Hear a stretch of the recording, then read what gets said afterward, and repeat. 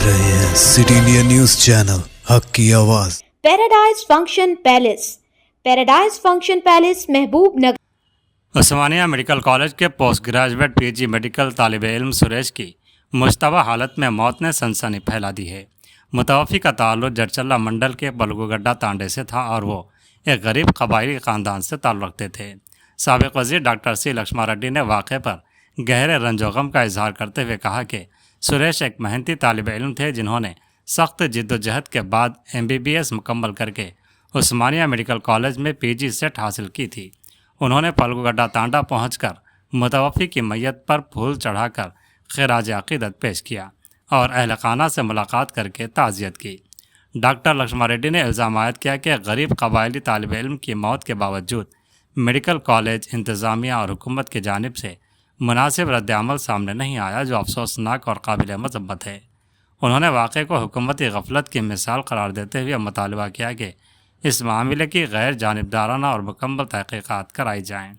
उन्होंने मज़ीद कहा कि अगर किसी की गफलत या लापरवाही साबित होती है तो ज़िम्मेदारान के ख़िलाफ़ सख्त कार्रवाई की जाए।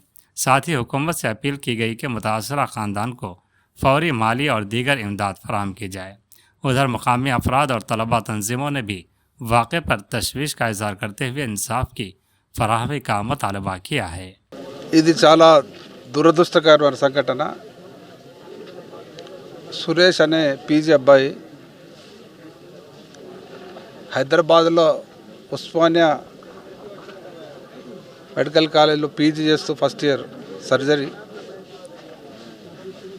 నిన్న సూసైడ్ చేసుకోవడం జరిగింది। ఒక బీద కుటుంబం, వాళ్ళ తండ్రి చందర్ వ్యవసాయం చేసుకొని బతుకుతూ కష్టపడి అబ్బాయిని చదివించడం జరిగింది। ఆ అబ్బాయి చాలా క్లెవర్ స్టూడెంట్। మరి SVSలో ఫ్రీ సీట్ వచ్చి మెడిసిన్ కంప్లీట్ చేసి మరి పీజీ కూడా ఫ్రీ సీట్గా సంపాదించుకోవడం జరిగింది। పీజీ ఫ్రీ సీట్ రావడం అనేది చాలా కష్టపడితేనే వస్తుంది। అటువంటి అబ్బాయి ఈరోజు సూసైడ్ చేసుకోవడం చాలా దురదృష్టకరం, బాధాకరం। కానీ సంఘటన జరిగింది, కానీ దానికి ఎవరు కూడా స్పందించకపోవడం దురదృష్టకరం। ఈ ప్రభుత్వంలో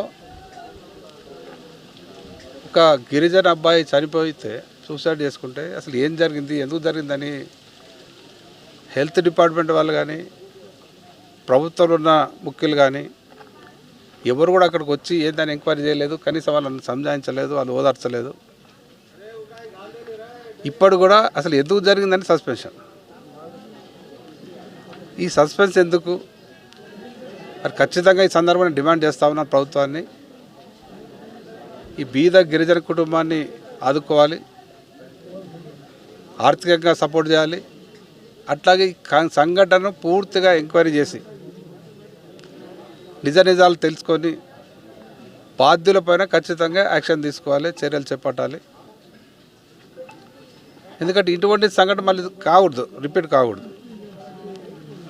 అబ్బాయి ఎంత టెన్షన్ పడి, ఎంత మనోవేదన చెందితే సూసైడ్ చేసుకోండి అనేది మనం ఆలోచన చేసుకోవాలి। మరి ఆ డిపార్ట్మెంట్ వాళ్ళ ఒత్తిడా, లేకుంటే సీనియర్స్ ఏమైనా ర్యాగింగ్ చేసిండ్రా, ఎందుకు జరిగింది అనేది ఖచ్చితంగా ఎంక్వైరీ జరగాలి।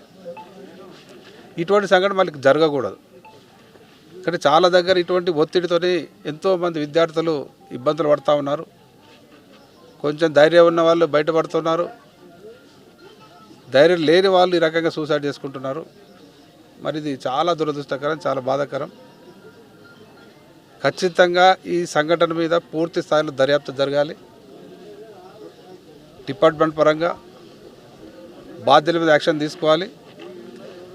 తర్వాత ప్రభుత్వ పరంగా ఖచ్చితంగా కుటుంబాన్ని ఆదుకోవాలి। కానీ గతంలో నేను హెల్త్ మినిస్టర్ పనిచేసిన, ఇటువంటి సంఘటన ఇక్కడ జరిగితే ఇమ్మీడియట్లీ అందుబాటు ఉంటే నేను పోయినా, లేకుంటే డిపార్ట్మెంట్ పంపించడం, మాట్లాడడం, ఆ సమస్యను తెలుసుకున్నాం, వాళ్ళు సహకరించడం। కానీ ఇప్పుడున్న ప్రభుత్వం బొద్దు నిద్రపోతుంది, అసలు ఎక్కడికక్కడ వదిలిపెట్టేశాడు, సిస్టాన్ని వదిలిపెట్టేశారు। హాస్పిటల్ సరిగ్గా పనిచేస్తలేవు, బీద పేషెంట్లు పోతే హాస్పిటల్ డాక్టర్లు ఉండట్లేదు, మరి ఇటువంటి కాలేజీలు ఇటువంటి సంఘటనలు జరుగుతూ ఉన్నాయి. కనీసం ఇటువంటి జరిగినప్పుడు కూడా పట్టించుకుంటే అది కూడా లేదు, నిర్లక్ష్యం. నిన్న వాళ్ళు చెప్తా ఉంటే బాధ అనిపిస్తూ ఉంది. పేరెంట్స్ కానీ వాళ్ళ రిలేటివ్స్ కానీ అక్కడ ఉన్న డిపార్ట్మెంట్ వాళ్ళు, హెల్త్ డిపార్ట్మెంట్ వాళ్ళు కానీ పోలీస్ డిపార్ట్మెంట్ వాళ్ళు కానీ నిర్లక్ష్యంగా వ్యవహరించింది అనేది అందరు చెప్తా ఉన్నారు. దీన్ని ఖండిస్తూ ఉన్నాం. ఈ సందర్భంగా డిమాండ్ చేస్తూ ఉన్నాం ప్రభుత్వాన్ని, దీని మీద పూర్తి యాక్షన్ తీసుకోవాలి, పూర్తి ఎంక్వైరీ చేసి యాక్షన్ తీసుకోవాలని డిమాండ్ చేస్తాం.